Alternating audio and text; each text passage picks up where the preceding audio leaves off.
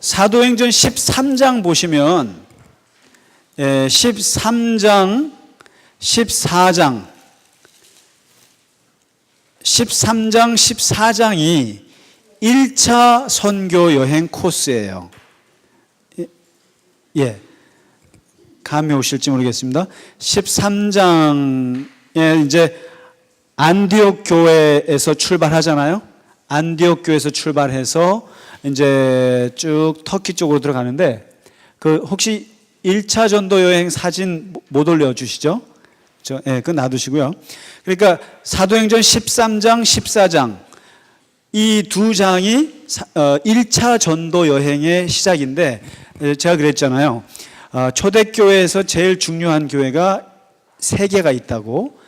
1번이 예루살렘 교회고, 그 다음에 2번이 안디옥 교회고, 안디옥이 어디냐면은 지금 터키와 시리아 사이에 저번에 우리 IS 쫓아갔던 고등학생이 갔던 킬리스라는 곳 있죠? 그쪽이 거기가 안디옥이에요.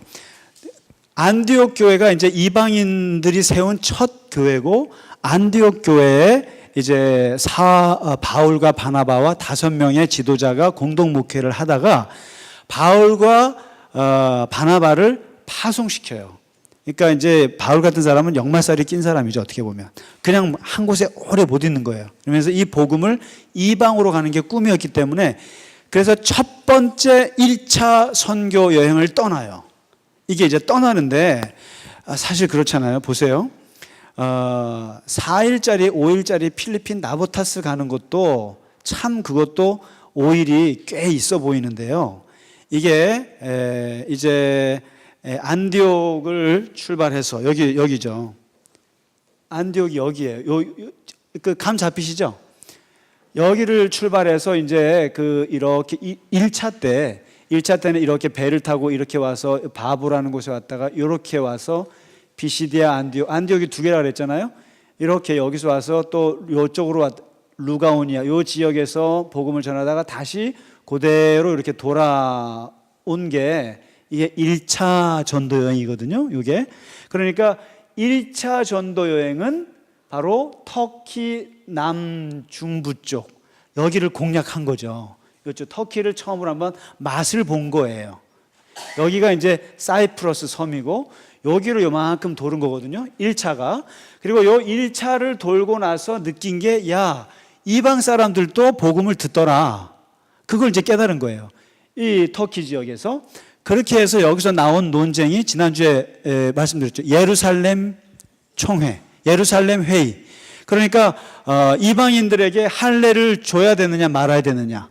그러니까 유대인들이 자기들도 힘들어하는 할례를 이방인들에게도 줘야 되느냐. 이 갈림길에 서서 대논쟁을 벌였던 게 사도행전 15장이잖아요. 15장에서 이 기독교 교회의 최초의 총회예요. 회의예요. 그래서 뭐 삼위일체를 정하는 무슨 뭐 옛날에 그 많은 회의들이 있었거든요. 근데 그 최초 회의가 예루살렘 회의였고, 여기서 이제 할례를 이방인들에게 덮어씌우지 마라. 새로운 문화다. 새로운 문화고 새로운 현실이다. 거기에 왜 구약에 있는 그거를 씌우느냐. 그래서 4가지만 지키게 하자. 뭐예요?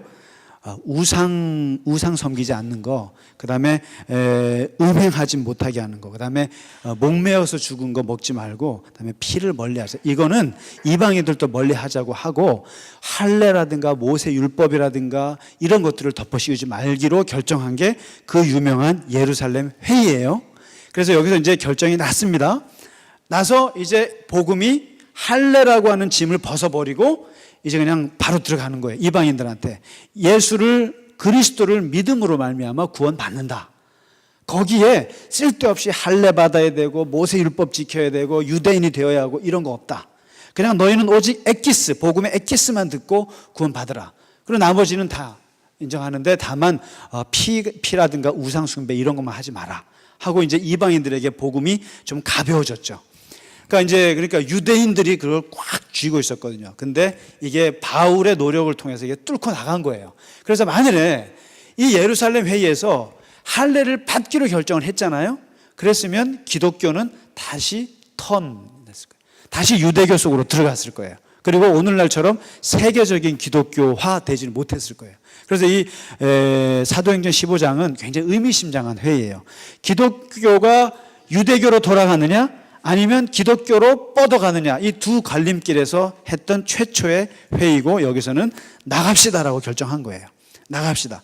그리고 이제 그렇게 나와서 이제 16장, 17장, 오늘 그 18장에 이제 나오는 것이 바울이 이번에 2차로 이제 전도 여행을 가는 거예요. 또 떠나요. 또 떠나는데 한번 그 코스가 이렇습니다. 이번에는 그 이제 안디옥에서 이제 이렇게 또 다시 터키로 갈 거 아닙니까? 이번에는 이렇게 길리기아, 여기 다소라는 데가 있죠? 이제 안 보이죠, 아마? 글씨가 여기 또 시커머서 잘 안 보이시죠? 예, 죄송합니다. 이게 우리 교회 컬러가 없어가지고. 예. 그래서 흑백으로 그냥 검소하게 쓰는데, 이 다소가 어디냐면 바울의 고향이에요. 바울 고향이에요. 그러니까 바울은 어디서 태어났어요? 터키 사람이에요. 그러니까 제 터키 이스라엘인이에요. 다시 말해서 한국 사람의 피인데 미국에서 태어났죠. 이런 것처럼 피는 여기 사람이에요. 예루살렘 사람이에요. 이스라엘 사람인데 제외 동포죠. 다소라는 곳에서 태어나고, 그래서 자기 고향을 한번 가죠. 그 다음에 이쪽으로 저번에 1차 때 갔던 여기 루스드라, 여기 이고니온, 루기오니아. 제가 그랬잖아요. 터키에 여기 그 당시에 뭐 부르기아, 비시디아, 아시아, 루디아, 무시아 다 아자로 끝난다 그랬죠. 갈라디아. 이거는 쉽게 말하면은 이만한 지역이 이름이 아자로 끝나요, 다. 그러니까 특히 사도행전을 읽을 때 이 엄청나게 많은 루기아, 밤빌리아 막 나오잖아요. 아시아 이게 나올 때 이게 강원도, 평창, 이러면 강원도, 충청도, 경상도 이런 식으로 큰 이 지방이라고 생각하시면 돼요. 큰 지방들. 그렇게 해서 이제 거기에 이제 도시들이 있는 거죠. 갈라디아, 그러니까 갈라디아라고 그래서 갈라디아가 무슨 도시가 있는 게 아니라 갈라디아 지역이에요. 그 다음에 우리가 저번에 카파도기아라는 데 갔잖아요. 카파도기아에 여기에 초대교회 동굴들이 많아요. 초대교회 한번 가보시면 참 기가 막힌데 동굴교회들. 그게 이제 카파도기아 지역이에요. 이때에도 이제 복음이 이까지 전해져가지고 여기서 여기도 다 초대교회 이 전도 대상들이었죠. 그러니까 이제 1차 전도 여행은 터키 쪽이었고, 그 다음에 2차도 이제 이렇게 여기 터키 갔던 대로 이제 간 거예요. 여기 그래서 여기 비시디아 안디옥 있잖아요. 여기도 이제 갔다가 이제 여기를 보세요. 여기 쪽에서 드로아라는 데로 여기 왔어요. 여기가 뭐냐면 트로이 목마 있죠? 트로이 목마 전투가 벌어졌던데 많이 들어보셨죠? 여기 가면 직접 트로이 목마가 있어요. 근데 이 드로아라고 하는 여기에서 이제 결판이 나는 거예요. 뭐냐면 이제 2차 전도 여행 코스는 바울의 생각은 뭐였냐면 여기에서 어디로 가려냐면 여기로 가려 했어요. 본도. 본도가 어디예요? 여기죠, 여기. 그러니까 지난번에는 이쪽 남쪽으로 돌았잖아요. 근데 이번에는 내가 한번 이 북쪽으로 한번 내가 돌리라. 터키를 아주 그냥 싸잡아서 내가 하리라 하고 이쪽으로 가려고 하는 차가 지금 오늘 16장이에요. 16장 6절부터 10절에 여기서 사건이 터져요. 어떤 사건? 바로 이 지점에서, 이 드로아 이 지점에서 사건이 터지는데 뭐냐면 밤에 환상을 보게 돼요. 환상을 보는데 누가 나타나냐면은 생전 보지도 못했던 마게도니아 사람이 나타나요. 마게도니아가 뭡니까? 마케도니아. 그리스 쪽이죠. 그리스 쪽. 바로 여기서 여기로 건너가면 그리스예요. 그리스고 자기는 일로 가려고 그랬단 말이죠. 그런데 그리스 쪽 사람이 나타나서 마케도니아 바로 여기죠. 마게도니아 사람이 나타나서 우리를 도와달라. 꿈에. 그렇게 환상이 보이는 거예요. 그래서 이게 하나님의 계신가 보다 싶어갖고 말머리를 틀어요. 말머리를 틀어서 여기서 이쪽으로 가지 않고 이쪽으로 갑니다. 바로 2차 전도 여행의 특징은 그리스 공략이에요. 그리스. 그러니까 1차 전도 여행은 터키예요. 근데 2차는 터키를 마무리하려고 했다가 환상을 보고 그리스라고 하는 새로운 곳을 가는 거예요. 생각지 않게. 그러면서 이제 여기서 어떻게 가냐면은 이제 배를 타고 이제 어디 가냐면 이렇게 올라가다 보면 여기 네아폴리라는 데가 있거든요. 여기가 최초로 바울이 도착한 곳이에요. 그리고 여기에서 조금만 들어가면 빌립보가 나와요. 저희가 혹시 지난번에 성서현장 여수 가신 분들 기억나세요? 누가 김혜정 집사님 기억나세요? 네아폴리 기억나세요? 거기서 사진 찍었죠. 거기서 예배드렸죠. 예배드리고 여기 빌립보에서 사진기 잃어버릴 뻔하셨죠 그때. 그 슬픈. 그러나 찾았죠 가방을. 근데 하여튼 요 바로 빌립보라는 쪽부터는 이제 여기서 빌립보서 들어보셨죠? 빌립보서. 빌립보서가 바로 이제 그리스 쪽이에요. 그래서 이제 이 빌립보 쪽에서 루디아라고 하는 여자를 만나요. 이 루디아라는 여자를 만나서 여기서 이제 여기는 뭐 기도처도 없고 변변치 않아요. 그런데 이 루디아라는 자주장사 사업가죠. 여자 CEO인데 이분을 만나서 큰 도움을 받아요. 그들의 도움을 받아서 세운 교회가 빌립보 교회예요. 그리고 그 교회는 너무너무 잘해서 빌립보서를 보면 기쁨이란 말을 굉장히 많이 썼어요. 사도 바울이. 근데 여기서 이 빌립보라는 데가 어디냐면은 로마의 식민지예요. 그리고 이 식민지 중에 어떤 식민지냐면은 로마의 퇴역 군인들 있죠. 퇴역 군인들을 이곳에 많이 이주시켰어요. 빌립보에. 그래서 이 빌립보서에 보면은 시민권에 대한 얘기를 많이 해요. 로마 시민권이 중요하냐, 하늘의 시민권이 중요하냐. 그러면서 여기가 이제 그런 그 로마의 그런 은퇴한 군인들이 장성들이 많이 이제 거주했던 빌립보라는 곳인데 여기에서 루디아라는 여자를 만나서 교회를 세웠고 그 다음에 이제 어디로 가냐면 이렇게 보시면 여기 잘 보이지 않네. 안비볼리라고 하는 이 볼리라는 말이 있죠. 네아폴리, 볼리 이게 뭐냐면 폴리스예요. 폴리스. 이게 참 이게 좀 세계사에 나오는 말로 썼으면 좋겠어요. 그러니까 뉴폴리스예요. 네오폴리스, 네아폴리. 그러니까 신도시란 뜻이에요. 네아폴리가 신도시란 뜻이고, 그다음에 이제 뭐 안비볼리 이게 폴리. 그래서 우리가 뭐 데가볼리 하면 데카 10개의 신도시로 구성된 게 데가볼리 뭐 이런 거예요. 그래서 볼리 하면 이게 폴리스라는 도시란 생각하시면 되고요. 그렇게 해서 여기 오다가 쭉 안비볼리 그다음에 아볼로니아 여기가 요 길이 있잖아요. 여기에 비아 에그나시아라고 하는 도로를 따라서 간 거예요. 이 비아 에그나시아라는 게 뭐냐면은 로마는 항상 길을 닦았어요. 그래서 로마가 자기가 점령한 데는 다 길을 닦는데 아주 그냥 중앙 대로에 마차가 그냥 지나갈 수 있는 길을 닦는데 바로 이 그게 비아 에그나시아 이 길이요. 이 길이. 그러니까 이 비아 에그나시아를 통해서 이제 치고 가는 거죠. 가다가 어디를 들냐면 데살로니가라는 데를 들는 여기가 바로 이 그리스 땅에 이 그리스의 제2의 도시예요. 지금도 그렇고 제2의 도시. 그래서 지금은 아테네가 제일 큰 도시고 여기 이제 데살로니가 제2의 도시. 데살로니키. 여기에 가서 복음을 전하다가 여기 보면 이제 엄청 얻어맞죠. 그러니까 먼저 그 전에 데살로니가 가기 전에요.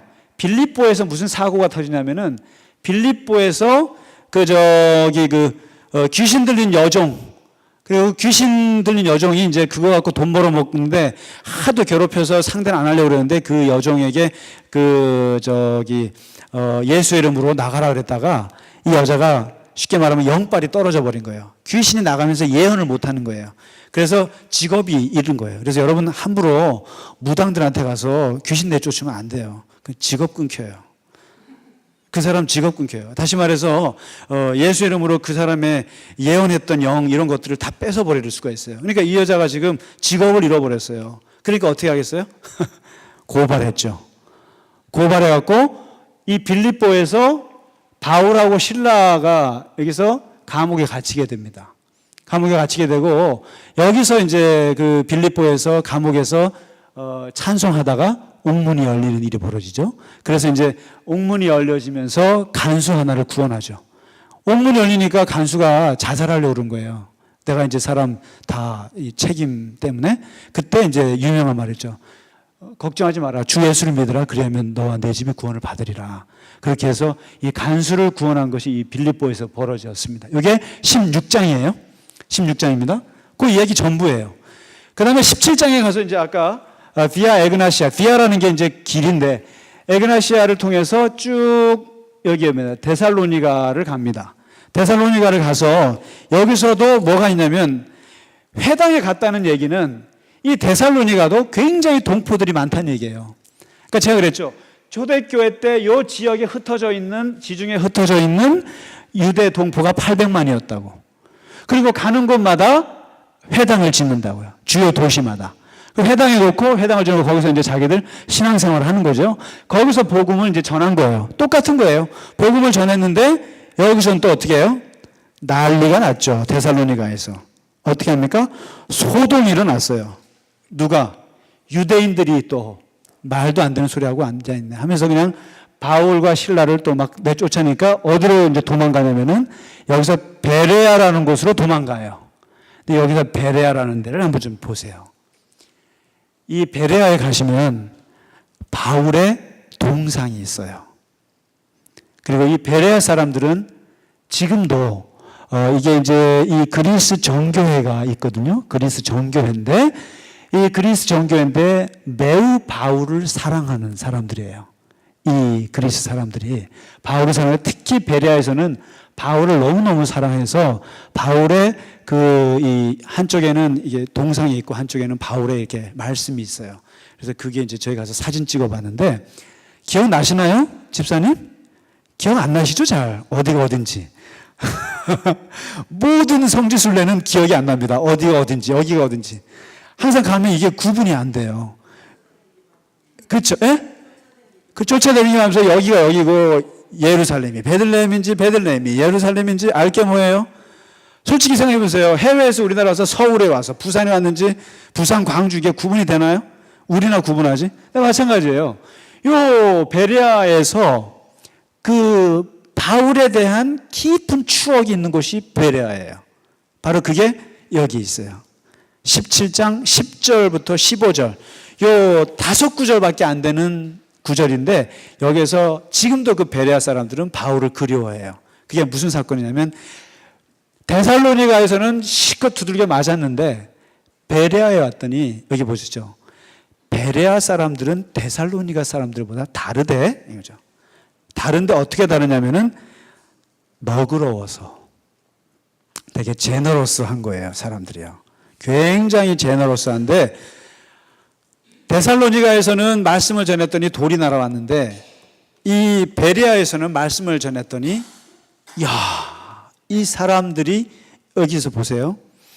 지금 베레아 사람들이 가지고 있는 이 11절이 성경 공부를 어떻게 해야 되는가, 하나님의 말씀을 어떻게 해야 되는가를 가장 잘 보여주는 성경의 몇 안 되는 구절이에요.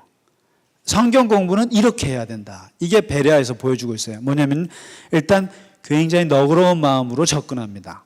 그 다음에 간절한 마음으로 말씀을 받아요. 너그러우면서도 굉장히 간절한 마음으로 말씀을 받고 그런데 이 간절함과 더불어 뭐가 있냐면 이성적으로 의심도 해요. 다시 말해서 이게 진짜 그런가 하고 분석하고 생각하고 상고해요. 이성적으로. 그래서 여기에 이 세 마디가 성경을 대하는 태도를 가장 잘 말해줘요. 뭐냐면 넓은 마음이 있어야 한다. 그 다음에 매우 간절한 소원이 있어야 하고 말씀에 대한 간절한 사랑이 있어야 하고 그 다음에 뭐죠? 그 말씀을 굉장히 매일매일 같이 상고하는 이성적인, 그래서 이성적인 것과 감성적인 것과 의지적인 것이 같이 들어가 있는 것이 중요하다. 이것을 베레아 교회 교인들이 보여줬어요. 그랬더니 믿는 사람들이 많아지고 헬라 사람들도 많이 해서 이게 복음을 듣게 됐다. 그래서 이 베레아라는 곳이 바울에게는 아주 인상적인 곳입니다.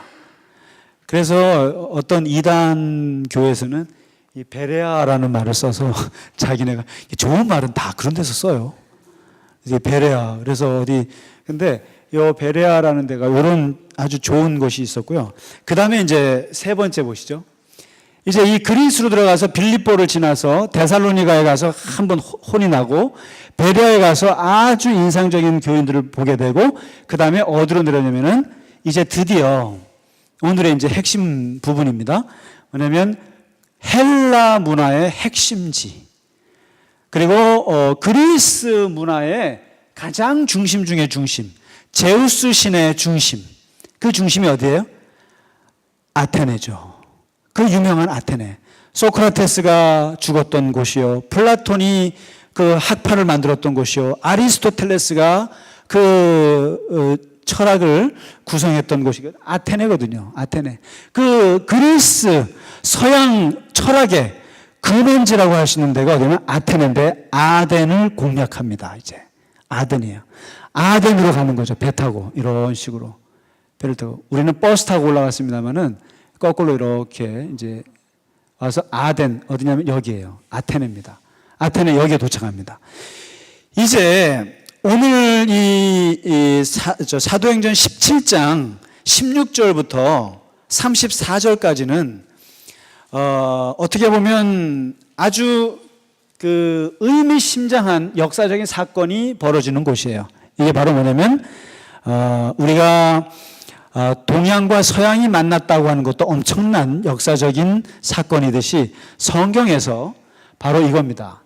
이 예루살렘 중심의 히브리 사상, 이 엄청난 히브리 사상과 그 다음에 이 그리스에서 나온 그리스 헬라 사상, 이성 덩어리, 철학의 중심, 이쪽 그리스와 하나님을 섬기는 거기서 나온 히브리 철학, 이 히브리 철학과 이 그리스 철학이 만난 곳이 바로 이 아덴이에요.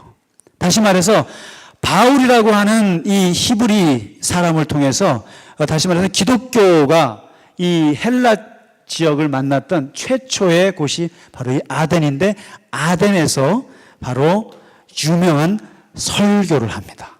설교를 해요. 그래서 이 설교를 일컬어서 아레오바고 언덕에서 한 설교라 그래서 아레오바고 설교라고 그래요. 어디서 했냐면은 한번 사진 볼 수 있을까요? 혹시 가능할까요?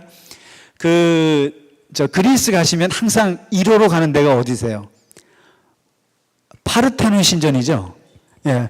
파르테논 신전을 가게 되죠. 이게 이제 파르테논 신전에서 보는, 파르테논 신전에 올라가면 그 밑에 언덕이 하나 있어요. 언덕이 하는데 이게 아레오바고 언덕이에요. 이게 언덕이에요. 혹시 다른 사진 혹시 있어요 또? 혹시 비슷한 사진 없을까? 네, 있으면. 이게 아레오바고 언덕이고요. 바로 여기에 제가 나중에 여기에 그 바울이 설교했던 아레오바고 설교 헬라어 원문이 있어요. 이게 있는데 바로 이 아레오바고 언덕에서 이제 설교를 합니다. 그리스 사람들한테. 그 그리스 사람들을 설교하는데 그 전문이 나와 있어요. 어디예요? 22절. 17장 22절부터 31절까지가 그 유명한 아레오바고 설교예요. 그리고 이 설교는 최초로 히브리, 기독교와 헬라가 만난 지점에서 그 어떻게 기독교를 헬라 문화로 가득한 소크라테스와 플라톤의 제자들 앞에서 이 기독교를 전했느냐, 최초의 시도예요. 그 시도를 얼마나 의미심장했겠어요. 그러니까 그거를 전문을 남겨놨어요. 사도행전에. 한번 보실래요? 어떻게 했는지. 정말 사도 바울로서는 굉장히 긴장감의 극치가 달했던 설교라고 봐요. 왜냐하면 다른 곳은 가봐야 다 유대인들 앞에서 하는 거예요. 유대인들 앞에서 회당에서 하는 거예요. 그래서 유대인들 앞에서 예수를 얘기하는 거예요. 그러니까 구약을 쫙 얘기하면서 예수를 얘기한단 말이에요. 그러니까 거기서 반대가 있건 찬송이 있건 그거는 아주 서로가 아는 거예요. 쉽게 말하면 우리 권사님들, 우리가 아는 기독교 문화에 있는 분들한테 제가 예수를 얘기하면 쉽죠. 그런데 이제 완전히 다른 세계 사람한테 지금 하나님을 얘기하는 거예요. 그러니까 도대체 이 히브리 사상하고 헬라 사상은요 너무나 달라요. 그래서 우리가 신학교에서도 히브리 사상과 그리스 사상에 대한 책이 있어요. 그것이 얼마나 다른지 그거를 이제 공부를 하는데 전혀 다른 사상. 쉽게 말하면 이쪽은 유일신 하나님을 믿는 신앙이고 이쪽은 다신을 믿는 그리고 철학을, 이성을 생각하는 이런 쪽에서 이제 이게 만나는데 얼마나 바울이 긴장이 되겠어요. 바울이요. 그러면서 이 사람들에게 어떻게 말할까 고민스럽게 하는데 오늘 한번 보실까요? 여기서 보면 전문의 설교를 보면 여기에서 예수님에 대한 얘기가 없어요. 없어요. 다시 말해서 그리스 사람들한테 예수를 얘기하기에는 너무 먼 거예요. 너무 머니까 뭐부터 얘기하냐면 신론을 파고들어요. 신론. 하나님을 얘기하는 거예요. 일단은. 하나님은 누구나 공통 분모니까. 하나님은 솔직히 말해서 불교든 누구든 다 하나님에 대한, 신에 대한 관념은 있으니까 이 똑같은 공동 분모 갖고 접근을 하는데 딱 보니까 하는 말이 먼저 이 그리스 사람들한테 칭찬을 해줘요. 너네들 내가 며칠 동안 쭉 둘러보니까 야, 너네 진짜 종교심 많다. 참 가는 곳마다 신을 섬기니 제우스 신, 헤르메스 신, 뭐 아폴로 신, 얼마나 신이 많아요. 그리스예요. 그리스 신화 책이 있을 정도로 굉장히 너네가 종교심이 많구나. 그런데 23절부터 치고 들어가는 거예요. 너희들이 굉장히 종교심이 많은데 보니까 너희들은 모르는 신에게 하네 그랬어요. 너희가 모르는 신에게 하네. 그러니까 너네가 신을 섬기긴 섬기는데 알지 못하는 신에게, 그러니까 이제 보니까요, 이게 아마 이제 이게 가보시면은 그리스 신들이 얼마나 많은지요. 그 신전에 지금 이게 바울이 이렇게 쭉 한번 견학하다가 굉장히 인상적으로 본 게 있었던 거예요. 왜냐면 요거는 제우스 신에게, 요거는 아폴로 신에게, 요거는 뭐 누구 신에게 이렇게 했단 말이에요. 그런데 여기 하나 보니까 요거는 이름을 모르는 신에게 이런 게 있는 거예요. 예, 알지 못하는 신에게. 그러니까 바울이 탁 느낀 거예요. 너네는 아무 개념 없이 신을 섬기는구나.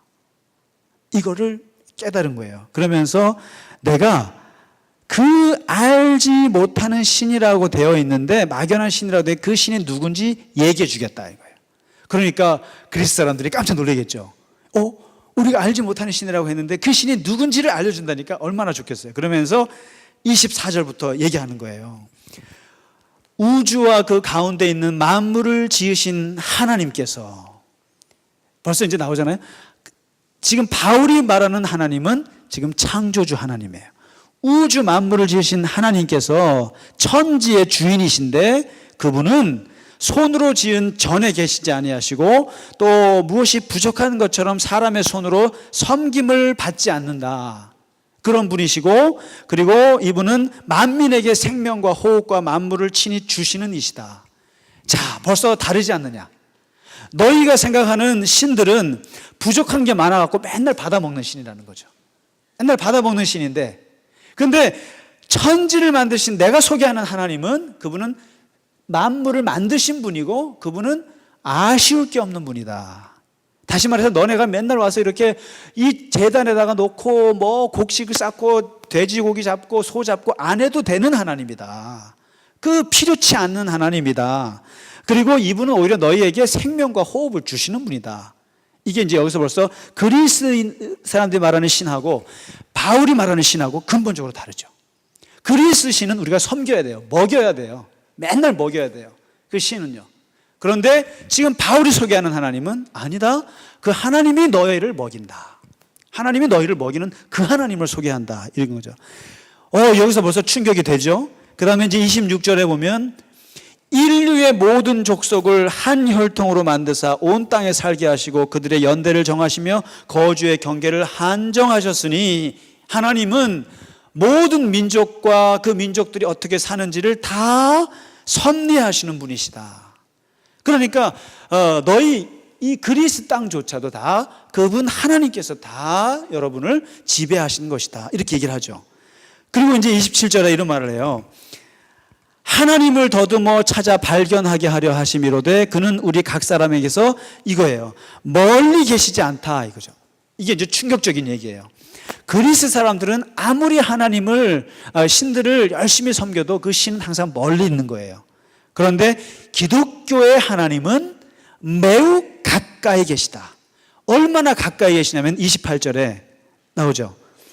우리가 그를 힘입어서 살고 움직이고 존재한다. 이게 이제 바울이 도전하고 있는 새로운 신론이에요. 그러니까 너네는 그리스 사람들의 신은 이거예요. 신은 신이고 인간은 인간이에요. 아무리 열심히 섬겨도. 그렇기 때문에 그 신이 우리를 뭐 어떻게 하지 못해요. 그런데 지금 바울이 말하는 것은 우리는 그 신과 더불어 먹고 살고 존재한다, 이런 거죠. 하나님은 그런 분이다. 하나님은 멀리 계셔서 무관심한 분이 아니고 우리와 함께 먹고 살고 이렇게 존재하게 하는 분이다, 이렇게 얘기하는 거예요. 그러면서 너네가 어떤 시인이, 너네 그 유명한 그리스 시인이 이런 말을 했던데, 우리가 그의 다 이런 말을 한 것 같은데 거기를 인용하면서 말을 해요. 바로 우리가 하나님의 소생이다. 인간은 하나님의 소생이다. 이게 무슨 말이에요? 인간은 하나님의 자녀다, 이거죠. 하나님이 낳으셨다. 있을 수 없는 얘기를 하는 거예요. 그러니까 그리스 사람들은 충격받는 거예요. 제우스가 자기 부인이랑 자기 자식이랑 나와서 막 이렇게 해서 신들끼리는 먹고 살고 뭐 그럴지 몰라도 그 제우스가 인간을 낳았다는 사상은 없어요. 그런데 지금 바울이 말하는 것은 하나님은 인간을 낳았다, 이렇게 얘기하는 거죠. 우리는 그의 자녀다, 이 얘기를 하는 거예요. 그러니까 깜짝 놀라는 거죠. 그러면서 이제 말하는 거죠. 하나님은 금이나 은이나 돌에다 사람의 기술과 고안으로 새긴 것들과 같이 여길 것이 아니다. 그러니까 쓸데없이 돌단을 쌓아서 이게 하나님이다 이러지 마라. 하나님은 보이는 분이 아니다. 알지 못하던 시대에는 하나님이 모른 척 했지만 이제는 어디든지 사람에게 명하사 회개하라 하셨다. 그러면서 31절에 이제 예수님 얘기를 하는데요, 예수님 얘기를 노골적으로 못해요. 하나님 얘기하기도 벅찬 거예요 지금. 그러다가 끄집어내서 하는 말이 부활에 대한 걸 얘기합니다. 부활에 대한 얘기를 하죠. 사람은 죽은 자 가운데서 다시 살리신다. 하나님은 다시 살리시고 부활케 하시는데 이 증거를 주셨다. 그게 사실 예수다, 이걸 얘기하고 싶은 거죠. 근데 여기는 예수가 안 나와요. 그러면서 요까지만 해요. 이게 무슨 말이에요? 그만큼 복음을 전하기 어려운 상황인 거예요. 그리스 사람들. 여기요, 쉽게 말하면요, 이 지금도 그리스 사람들의 이 자존심은 그렇게 나라가 그 뭐죠? 망하는 걸 뭐라 그러지? 뱅크럽튼 데는 그 영어로 뭐라 그러잖아요. 뭐 파산을 뭐라 그러죠? 갑자기 생각 안 나네. 아무튼 나라가 그렇게 망해도요, 자존심은 진짜 세요. 왜요? 우리는 소크라테스의 후손이라 이거죠. 우리는 플라톤의 후손이라는 거죠. 그게 있어요. 그래서 이 사람들은 모이기만 하면 토론해야 되고, 모이기만 하면, 그리고 여러분 지중해 지역이 얼마나 토론이 많은지 아세요? 이게 북쪽으로 갈수록 글을 잘 쓰고요, 남쪽으로 갈수록 말을 잘해요. 왜 그래요? 그건 날씨 때문에 그래요. 독일 저쪽 북쪽으로 러시아로 갈수록 추우니까 글이나 쓰죠. 그러니까 톨스토이가 나오고 도스토옙스키가 나오는 거고, 남쪽은요 날씨가 따뜻하니까 얼마나 좋아요. 지중해성 그 맑은 날씨에 맨날 커피 마시면서 말 떠드는 거예요. 이탈리아 사람들 얼마나 말 잘해요. 이 말을 잘하는데 바로 이 그리스 사람들은 말을 얼마나 잘하는지 몰라요. 수사하기 말. 이런 사람들 앞에서 말 잘 못하는 바울이 섰다니까요. 바울이 서가지고 그 기독교의 하나님을 전하는데 얼마나 짐 빠졌겠어요. 웃겠어요. 그러니까 이제 이 스토아 학파라는데 이제 그런데 이제 학파에서 한 거죠. 그랬더니만 오늘 보시면 그 결과가 나와요. 32, 33, 34절에 바울이 최초로 이 진짜 이방인들에게 한 설교죠. 거기서 했던 결과가 나오는데 첫 번째 결과는 뭐예요? 웃기고 있네. 조롱. 32절에 조롱. 그 다음에 두 번째, 한번 다시 듣고 싶은데 뭔가 있는 것 같은데 근데 이해가 안 돼요. 다시 들어보고 싶은데. 그 다음에 세 번째 결과가 있어요. 그게 뭔지 아세요? 34절에 그를 가까이 하여 믿으니, 믿는 사람들이 나타났어요. 이게 그렇습니다. 이 결과는 딱 항상 세 가지예요. 그러니까 보면 웃기고 있네 이렇게 하는 사람이 있고, 글쎄 그거 뭐 들을만 하네 하고 가는 거 있고, 근데 따라온 사람이 있어요. 그 사람이 누구예요? 아레오바고, 그 아까 그 언덕 있죠? 아레오바고 관리 디오누시오와 다말이라고 하는 이 여자와 또 다른 사람들 몇 사람이 거기서 건지게 됩니다. 그러니까 믿게 해요. 그래서 이 사람들이 이 바울의 제자가 돼요. 그러니까 이제 오늘은 이 바로 사도행전 17장은 그러니까 15장은 유대교에서 보편적인 세계 기독교로 가느냐 마느냐의 갈림길이 예루살렘 회의였고, 그다음에 이 17장은 이제 세계 종교로 가는 데 있어서 최초의 걸림돌이라고 할 수 있는 그 당시 최고의 문화라고 할 수 있는 헬라 문화에 기독교를 던진 사건이 아레오바고 연설입니다. 그러니까 바울이 최초로 가장 긴장했던 설교이기도 하죠. 그래서 여기서 하나님의 신을 얘기했던 곳입니다. 그래서 이제 여기까지 하고요. 이제 다음 주에는 이제 여기서 지나서 이제 그 유명한 고린도 있죠. 고린도로 갔다가 다시 이제 에베소, 여기서 엄청난 에베소 교회 2년 4개월 동안 오면서 이 터키 지역을 완전히 초토화하게 됐던 그 역사적인 사건이 여기서 벌어지게 되고, 그렇게 해서 이게 2차 선교행이 끝납니다. 다음 주에 뵙도록 하겠습니다. 수고하셨습니다. 네.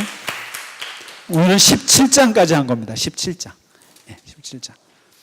네. 혹시 질문이 있으면 질문 받고 마치도록 하겠습니다. 네. 근본적인 차이점이 정말 많은데요. 근본적인 차이점은 일단 이쪽은요, 히브리 쪽은요, 모든 사상이 다 종교적인 데서 출발해요. 그리고 세상을 하나로 봐요. 하나로. 다시 말해서 영혼 육이 하나로 뭉쳐 있다고 봐요. 이렇게 봐요. 히브리 사람들은요. 그러니까 천국과 땅과 이게 분리가 안 돼요. 그런데 이 그리스도 쪽으로 가면은 이게 쫙 갈라져요. 영은 영, 혼은 혼, 육은 육. 그 다음에 이원론적이에요. 세상을 성과 속, 그 다음에 세상과 하나님, 땅과 하늘 이렇게 갈라요. 이게 보통 힐랍 철학의 특징이에요. 그래서 우리가 보통 이 힐랍 철학이 이 역사적으로 굉장히 지배를 하면서 바로 이 이성 문명이라는 데가 바로 이 그리스 철학의 특징이고, 그러니까 여기서 단점이 있죠. 뭐예요? 세상을 다 갈라서 보는 거예요. 그런데 사람을 그렇게 볼 수 있나요? 그래서 오늘날 이쪽 히브리. 근데 그래서 이 히브리 사상은 어디랑 가깝냐면 우리나라 동양 사상이랑 가까워요. 그래서 사실상 이스라엘은 서양이라고 보시면 안 돼요. 네. 이스라엘 이쪽은 아시아로 봐요. 동양에서 가까워요. 그래서 어찌 보면 이게 더 가깝고 한국이랑 멀 것 같잖아요. 오히려 이게 더 동양적이에요. 히브리 사상. 그래서 하나님을 생각하지 않는 사상이 없어요. 여기는요. 그러면서 세상을 하나로 봐요. 이렇게 유기체적으로. 근데 동양이 그렇죠. 근데 이 힐랍 철학은 분리해서 봐요. 이게 일단 크게 볼 수 있는 차이점입니다. 차이점이고 그 외에 뭐 많이 있는데 하여튼 이 정도로만 말씀을 드리겠습니다. 예. 역시 장로님 질문 잘하시네. 예, 권사님. 예. 예.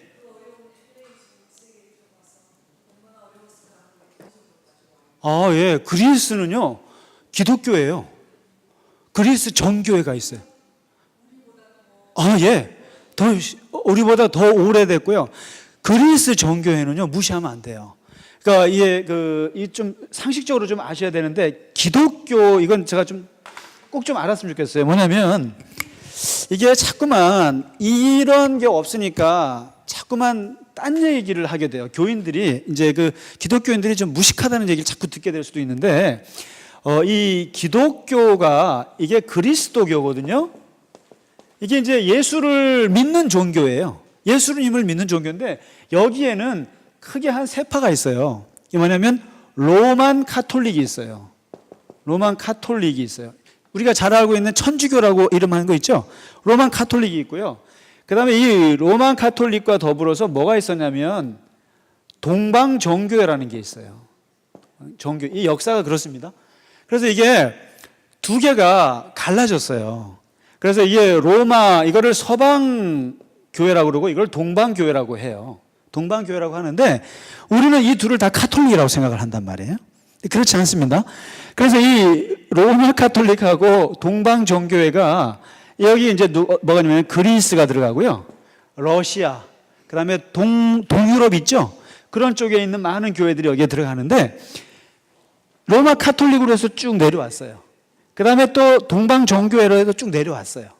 그 다음에 여기에서 반발하고 나온 게 개신교예요. 개신교, 프로테스탄티즘. 우리가 지금 하는 이 개신교 안에 장로교, 감리교, 침례교, 성결교 이런 교단들이 있는 거예요. 그러니까 지금을 보면 지금 말하자면 이게 개신교가 이제 생겼단 말이에요. 이렇게요. 그러면은 기독교면 이것도 기독교고 이것도 기독교고 이것도 기독교예요. 예? 기독교예요. 그러니까 우리가 순위 이제 사람들이 이제 분류할 때 군대에서도 보면 너 종교 말할 때 기독교, 천주교, 불교 이렇게 말하거든요. 그래서 제가 저 개신교인데요 그랬어요. 그랬더니 그러지 말고 그러니까 뭐냐면 제가 그랬어요. 기독교 안에 카톨릭도 기독교예요. 네 그랬어요. 기독교고요. 개신교도 기독교인데 천주교하고 개신교를 하는데 이걸 자꾸만 개신교를 자꾸만 기독교라고 하는 거예요. 기독교로 쓰는데 좋다 이거예요. 근데 여기서 우리는 주로 이제 이 로마 카톨릭 교회는 굉장히 많이 알아요. 많이 알고 있는데 우리가 이 동방 종교회를 잘 몰라요. 근데 이 동방 종교회가 그리스와 러시아를 통해서 내려왔는 이 그리스는 국가 종교예요, 자기네. 그리스 종교예요. 그리고 그리스 사람들은 다 동방 종교회거든요. 근데 이 종교회는요, 고생을 많이 했어요. 그래서 러시아 같은 경우도 여러분 우리가 뭐 러시아에 복음을 전하러 갑시다 그래갖고 러시아는 뭐 엉터리라 그러면서 뭐 전 세계 내가지고 막 어떤 교회에서 전도했는데요. 거기서 북한 스탈린부터 그 페레스트로이카 있을 때까지 89년 소련이 붕괴되기까지 70년 동안을 그 고난을 이겨낸 교회가 러시아 종교회예요. 러시아 종교회를 무시하면 안 돼요. 그다음에 그리스 종교회는요, 이번에 저희가 거기 어디더라 하여튼 산속 꼭대기에 그 수도원을 짓고 있는 데를 가봤는데 그 절벽 위에 있죠. 근데 그게 무슨 흔적이냐면 터키의 침략을 받아서 거기에서 그리스가 엄청난 고난을 당할 때 그 산속에 들어가서 신앙을 지키면서 내려왔던 수도원들이에요, 다. 그러니까 이 러시아 종교회에 자기네가 지켜왔던 그 신앙은 이게 그렇게 가볍지 않습니다. 그래서 이 그리스 사람들이요, 기본적으로 자기네 국가 종교예요. 종교회고 이 로마 카톨릭하고 달리 여기는요, 이렇게 성상 같은 거를 좋아해요. 이렇게 그런 뭐 이렇게 그림 같은 거 있죠. 그런 걸 좋아하고 예배를 서서 드려요. 여기 계시네. 우리 한태욱 장로님의 아버님이 우리나라에 저 마포 쪽인가요? 거기에 그리스 종교회가 있어요. 거기에는 그리스에서 오신 주교님이 여기서 목회를 하세요. 거기에 평신도 대표셨어요. 우리 한태욱 장로님 아버님이요. 그래서 장례식 때 갔다가 아주 죽는 줄 알았어요, 제가요. 1시간 반을 서서 예배드려요. 서서요. 네. 서서 계속 왔다 갔다. 저 유학 갔을 때 저희 기숙사 앞에 있는 교회가 바로 앞에 있는 게 러시아 종교였어요. 근데 그 앞에 있으니까 한번 가보게 되잖아요. 금요일마다 기도해야 하거든요. 우리처럼 찬송하고 말씀하고 없어요. 계속 향 같은 거 하면서 왔다 갔다 하면서 노래를 계속 하면서 왔다 갔다 해요. 앞으로 들어갔다 뒤로 갔다. 그렇게 해서 1시간, 2시간을 기도회를 해요. 신기했어요. 아주 신기했어요. 그러니까 이 러시아 종교회, 그리스 종교회는 또 그런 전통이 있고. 그래서 여기도 기독교예요. 기독교예요. 그래서 그렇게 알면 좋을 것 같아요. 그래서 그리스가 기독교 전통이라는 거. 네. 그게 다 누구 덕택이냐면은 바로 2차 전도 여행 때 있죠. 바울이 했던 이 그리스 쪽 전도. 이게 이 결과죠. 그래서 그리스는 아직도 바울에게 감사를 하더라고요. 바울을 좋아하더라고요. 바울을 굉장히. 네. 혹시 대답이 되셨나요? 얼마나 믿냐고요? 바울이 했을 때, 예. 한번 좀 조사해 보죠, 뭐. 근데 일단 국교니까 거의 다 국민들이 러시아 정교회 신앙을 갖고 있어요. 그건 맞아요. 맞고 바울이 전도했을 때는 몇 퍼센트 따랐는지는 뭐 지극히 적죠. 근데 굉장한 교회들을 많이 세웠죠. 교회들을 많이 세웠고, 예. 그리고 예수님은 당신이 했을 때 열매가 얼마나 맺혀지는가를 통계를 내신 적은 있어요. 한 번요. 아세요? 얼마나 통계를 내셨는지? 예, 4분의 1. 전도를 했을 때 따르는 사람은 4분의 1이다. 그 통계가 어디서 나온지 아세요? 씨 뿌리는 비율을 들어보면 대충 추측할 수가 있어요. 4가지 밭이 있더라 이거죠. 보니까 그냥 휙 날아가는 사람이 있고 조금 자라다가 날아가는 사람이 있고 자라긴 자라는데 가시밭 때문에 고생하는 사람이 있고 나중에 진짜 결실을 잘하는 사람들이 있는데 이게 4가지 그룹을 얘기했잖아요. 그러니까 4분의 1이니까 25% 정도 그렇지 않겠나 싶습니다. 예, 정확한 통계 없습니다. 예, 수고 많으셨습니다.